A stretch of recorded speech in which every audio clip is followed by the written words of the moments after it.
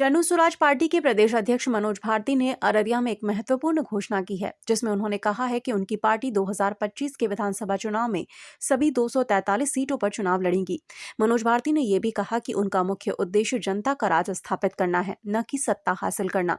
उन्होंने जिलों में बूथ कमेटी और पंचायत कमेटी बनाने पर भी जोर दिया, ताकि संगठन और चुनाव की तैयारी को मजबूती से आगे बढ़ाया जा सके। इस दौरान मनोज भारती ने पूर्व प्रधानमंत्री मनमोहन सिंह के निधन पर श्रद्धांजलि अर्पित की और कहा कि उनकी पार्टी व्यवस्था परिवर्तन के लिए मेहनत कर रही है।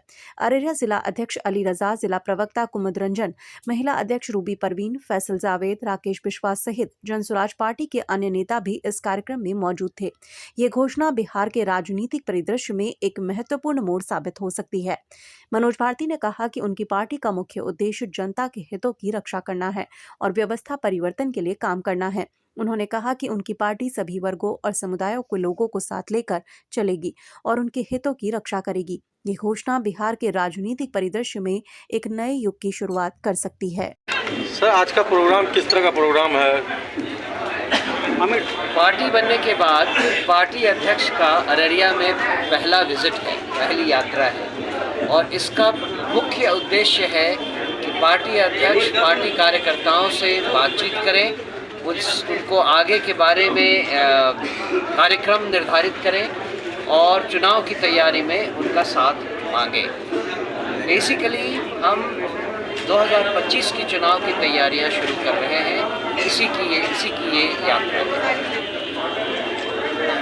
सीटों पर जो रिजल्ट आए हैं, प्रशांत किशोर जी बार बार कहते रहे कि हम लोग चारों सीट जीतेंगे, लेकिन ऐसा हुआ नहीं। कई जगहों पर जो है बहुत कम वोट आए हैं। इस पर क्या कहना चाहेंगे? क्या आपको लगता है कि 2025 के चुनाव में कुछ इसका असर पड़ सकता है सर? 2024 के जो उपचुनाव हुए वो हमारे लिए एक बहुत इम्पॉर्टेंट माइलस्टोन था। उसमें हमने बहुत कुछ सीखा, बहुत कुछ समझा और उसका फ़ायदा हमें आगे आने वाले समय में पर्टिकुलरली 2025 के चुनाव में ज़रूर मिलेगा। और हम वादा करते हैं आपसे कि जो गलतियां, जो त्रुटियां रह गई थी उसे हम पूरा करने की पूरी तैयारी कर चुके हैं, जिससे कि 2025 में हमें 100% सफलता मिलेगी।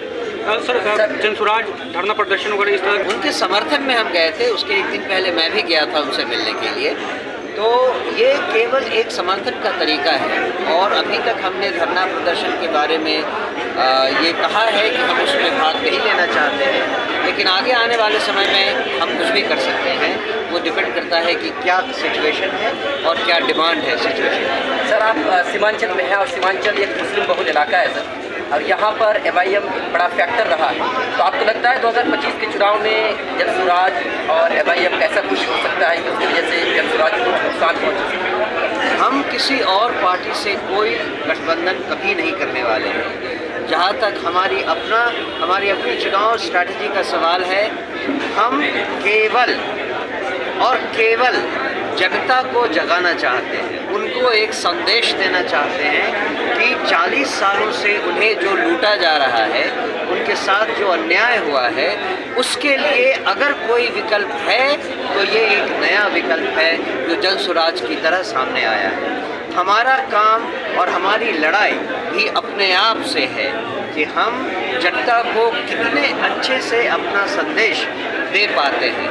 हमने बार बार कहा है कि हम किसी भी राजनीतिक दल से लड़ने नहीं आए, हम बिहार को बदलने आए हैं इस तरह से कि बिहार की जनता खुद इस बात को समझे कि उन्हें इस बदलाव की ज़रूरत है।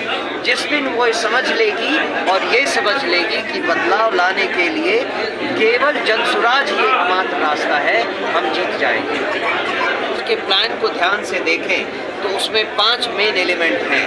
बच्चों के लिए अच्छी और मुफ्त शिक्षा, युवाओं के लिए अच्छा रोज़गार जो घर पे उपलब्ध हो, वृद्धों के लिए पेंशन, महिलाओं के लिए रोज़गार निकालने के लिए, रोज़गार शुरू करने के लिए बैंकों से कम रेट पर ब्याज और किसानों को मजदूर मुफ्त में दिए जाएं। ये सारे प्रोग्राम ऐसे हैं कि जो एरिया जितना पुराना है वो उतना ही ज़्यादा इन प्रोग्राम से लाभ पाएगा। जो एरिया जितना पिछड़ा हुआ है उसको हमारे प्रोग्राम से उतना ही फ़ायदा होगा। हमारे पास किसी भी एरिया के लिए कोई स्पेसिफिक प्लान लाने की कोई ज़रूरत नहीं पड़ी, क्योंकि जो बाकी पार्टियां ऐसा करती हैं वो केवल आपके लिए आई वॉश है, वो आपको धोखा देती हैं, बोलती कुछ है करती कुछ नहीं है। हमारे पास जो प्लान है, जो प्रोग्राम है, वो एक कंसोलिडेटेड समग्र प्रोग्राम है, जिसमें जिस तरह के एरिया की जो रिक्वायरमेंट है उस हिसाब से हमारा प्लान ढल जाता है।